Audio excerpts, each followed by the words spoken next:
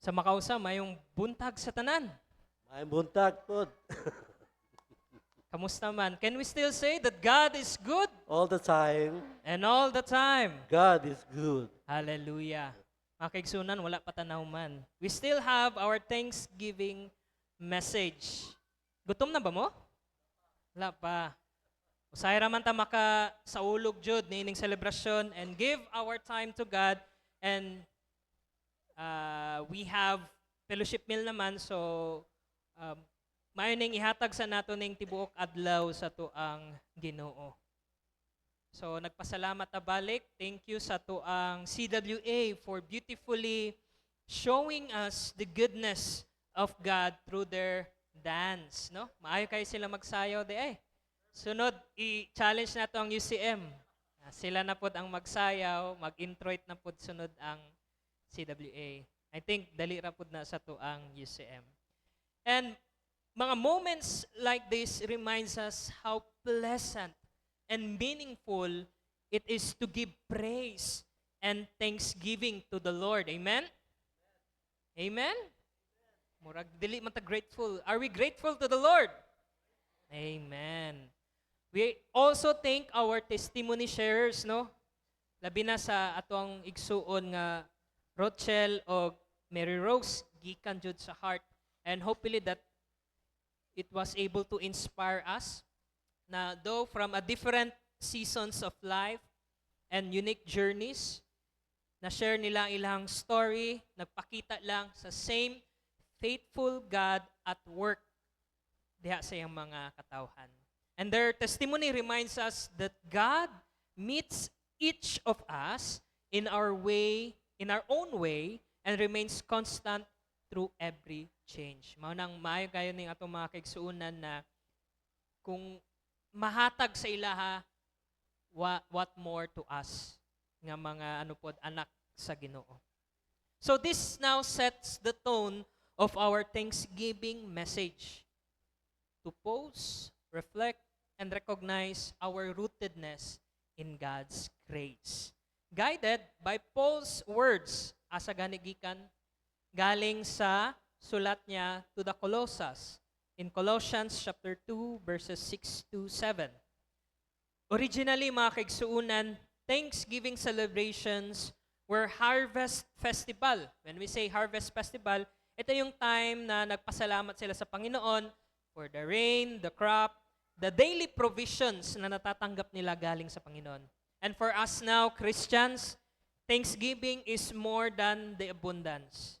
It is now a remembrance of the giver of every good gift.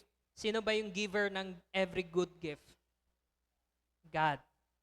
Over time, churches set aside now the last Sunday of November to gather, reflect, and give thanks together. Yung pagkain, pakapin na lang yun. So kaya nga, sa Sunday ngayon, total may pagkain naman, kaya nyo lang maghintay ng 1 hour? Kaya pa? Kaya pa. Madami namang food ngayon eh. Because it is a time to reflect nga, not just eating, but to give thanks to God through our worship and then the fellowship.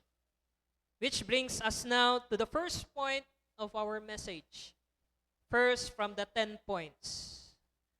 First point, gikan sa Colossians chapter 2, gihapon, where it says there, walk in Him, rooted and built up in Him, abounding in thanksgiving.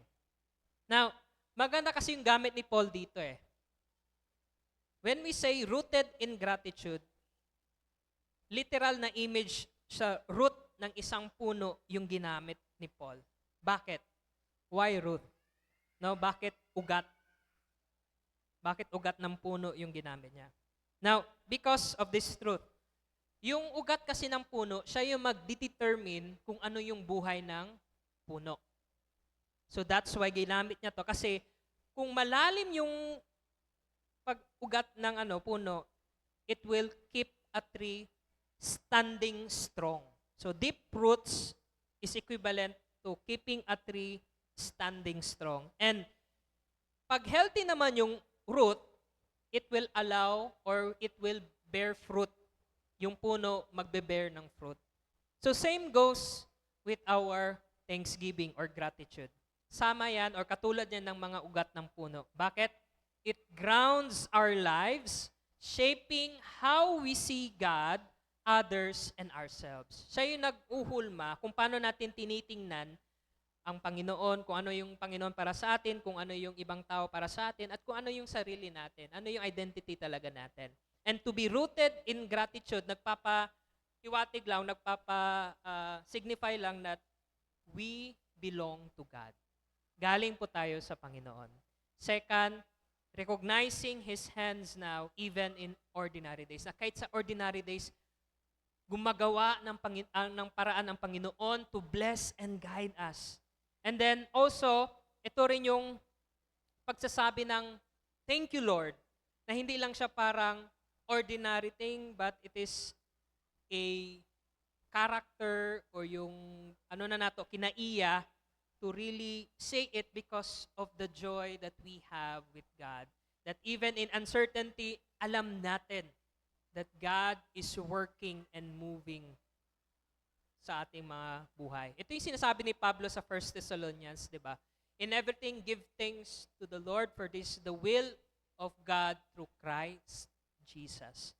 And lastly, to be rooted in gratitude, it means trusting the faithfulness of God when we cannot see the full picture. Parang, kahit hindi natin alam anong mangyayari sa unahan, naniniwala tayo na tutulungan tayo ng Panginoon at gagawin niyang lahat para sa atin. Para sa ikabubuti natin. Now, this echoes David's heart in Psalm 21. Anong sabi doon? I will give thanks to the Lord with my whole heart. I will recount all of your good deeds. Now, this is a good opportunity para bigyan rin tayo ng lens o yung antipara. How we see life, how we see people, and how we see God. Ito yung pinaka-lens nun for Paul to say about our rootedness in gratitude. Because ang pinaka-punto kasi ni Paul dito sa first point niya is that hindi naman rooted sa circumstances yung pagpasalamat. It is rooted in Christ. As we have said in 1 Thessalonians, give thanks in all circumstances, for this is the will of God through Christ Jesus. Not sa circumstances, but in Christ. So, hindi sa what we have, hindi what in who holds us. Sino yung may hawak sa atin? Not in our changing situations, but in God's unchanging faithfulness. And is not this what we saw in our testimony sharers today? Yung narinig natin, hindi lang dahil sa sila, perfect yung life, magaling life. No, because of their yung confessions that sometimes we are doubtful but we are ready to surrender everything to the Lord. So two different people yung narinig natin, two different backgrounds, two different challenges. Pero may isa silang faithful God who sustained, restored, and carried them through. And that is Christ Jesus. So their stories teaches us gratitude grows when we recognize grace in our stories. Again, gratitude grows when we recognize grace in our stories. And gratitude deepens when we see how God has been present in all seasons. Ito by joy and sorrow, ito by strength and weakness, ito by gain and loss, no? Andoon ang Panginoon. This is why Paul can say, we abound in thanksgiving. Not because everything is perfect. Wala namang perfecto, mga kapatid. But because God is present. Not because life is easy. Wala namang madali talaga sa buhay ngayon. But because God's grace is enough. And when our roots are gratitude, pag yun talaga yung ugat ng buhay natin, ang pagpasalamat, then our lives become worship. Leading us to the second point. We say grace. Growing in grace. Sabi doon, if gratitude is the root, grace is the fruit. Kaya sabi ni Pablo, Continue to live your lives in Him. Sino tong Him? Si Pastor, ang Panginoong Jesus. Now, this concerns me because ang sabi nga, how we treat others shows whether we are growing in grace. Doon makikita mo kung we are growing in grace. How do you treat your neighbors, mga kapatid? Sabi ni Lord, di ba, love the Lord your God with all your heart, soul, mind, and strength. And that is rooted in gratitude, kay galing man sa Kanya. And ang second, ang sabi niya, love your neighbors as you love yourself. Who are these neighbors? Sino tong mga kapitbahay nyo? Tingnan nyo yung mga katabi nyo. Gising pa sila. They are our neighbors. And how we treat them reflects and shows if we are growing in grace or not. Kasi sa kultura natin ngayon, lalo na yung sa nakikita ko ngayon sa Facebook, and even in my past experience sa mga church assignments ko, kahit ngayon meron pa rin man ako nakikita, parang andali na lang sabihin nila, instead of grace, yung word na gaba. Kabalo mo unsay gaba? Sa Tagalog, parang karma man siguro na. Karma, no? Karma. Pero, mirisi. Ano yan na? Mirisi. No? It is a Cebuano word which curses or bring harm or misfortune sa usa ka tawo. Ana siya. No? And, maot lang kasi every time I scroll, na ako'y makita nga mga, kung dili mo uyon sa ilang gusto or dili mo uyon sa ilang gituuhan, na mga comment jud dito nga, ang gabaan ra na sila. Nga na, bitaw murag dali ra ba na sila nga, sige lang, maskin kato ang tinuod, mo ingon ra gayon ng gabaan unta mo, kay ingani-ingana. Murag maot man siya paminaon. So, I contemplate and meditate on that. Is the word gaba or praying for misfortune or even sabihin mo lang na bad karma is a Christian practice? It is a Christian thinking? No. Let us be clear with this, mga kapatid. The word gaba is not a Christian thinking. It does not come from Jesus. It does not come from grace. Because the word gaba is wishing harm. Hindi naman yun ang tinuro ni Jesus. Ang sabi ni Jesus, love your enemies. Kinsa may yung mga enemies. Si pastor, kaya nakatanaw mo sa ni pastor. Nag-ingon pa siya, bless those who curse you. Di ba? And pray for those who hurt you. Asa man dito giingon ni Jesus, where did Jesus told us to curse other people? No, wala. And parang dali lang para sa mga tao na gabaan ra, gaba. Murag, maskin sarcastically or yung nag-joke ra ka, gaba. Na ano ka, anak, bitaw. No. In Matthew 5:44 teaches us to really pray for the good of other people. So, let us define, instead of gaba, let us use grace. And what does grace meant? No? Ano ba ang ibig sabihin ng grace? So, grace means giving goodness even when it is not deserved. Okay? Grace is kindness instead of revenge. Grace is blessing instead of cursing. And grace is forgiving instead of payback. Kaya nga yung second point ni Pablo is very clear. We should grow in grace, not in gaba. Okay? So this looks like speaking gently when others speaks harshly. Dili usahay mapugngan ang atong kalagot. Men atay storya nga harsh word, but if we are the other person ng istorya ni Ana, instead of mag-retaliate let us speak gently para ma-husay, ma-storya og tarong ang mga problema. As much as possible, bisan dili na siya maminaw, let us speak gently. Then, choosing to forgive when it is easier to hold a grudge. Forgive. Let us not be bitter. Then, praying for someone who hurt you. Not wishing harm, but wishing healing. Responding with love when you feel anger. And giving another chance because God gave you many chances. Pila ka chance na gihatag sa ato sa Ginoo? Many times. And He also taught us na forgive 70 times 7. Daghan kayo, di ba? So grace, mga kapatid, let me put a tuldok, is not weakness. Kung magpakita mo grasya, it's not weakness. It is Christ living in you. Nagpuyo kaninyo. Kung magpakita mo grasya, it is like showing that Christ really lives in you. And grace is not saying everything is okay, but choosing not to let bitterness take over your heart. Kasi pag bitterness, saan titira ang Panginoong Jesus sa buhay nyo, sa puso nyo? Wala nang lugar. 'Di ba? So kung bitterness lang tayo, hindi makakapasok yung Panginoong Jesus sa buhay natin. And grace is the evidence that Christ is forming you, growing you.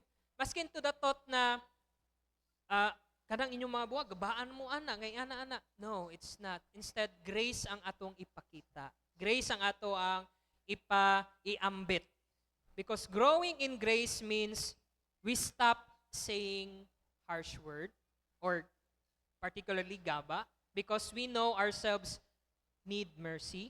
We choose blessing because we have been blessed by Christ. We forgive because Christ forgave us. And we do unto others what we want them do unto us. Matthew 7:12, di ba? Do unto others what you want them to do unto you. Now, if you really want to say gaba, then biblically, mubalik rapod nimo sa imuha to, no? Even unconsciously nag-ingon ka gaba, mubalik rapod sa imuha to. So it's not really a Christian teaching to say those words. Instead, you say grace or blessing to them instead of cursing. Kasi mubalik naman po din na sa tuwa. So if you want to be blessed, bless others. Now, we are not perfect people, but we are people of grace. And church, when a community chooses grace over retaliation, blessing over bitterness, forgiveness over payback, that is when we truly become a thankful people. Because a heart that knows grace is a heart that can give grace. And this, mga kapatid, is what it means to grow in Christ and grow in grace. And so, as we reflect on both being rooted in gratitude and growing in grace, we see how they are connected. Gratitude is the foundation.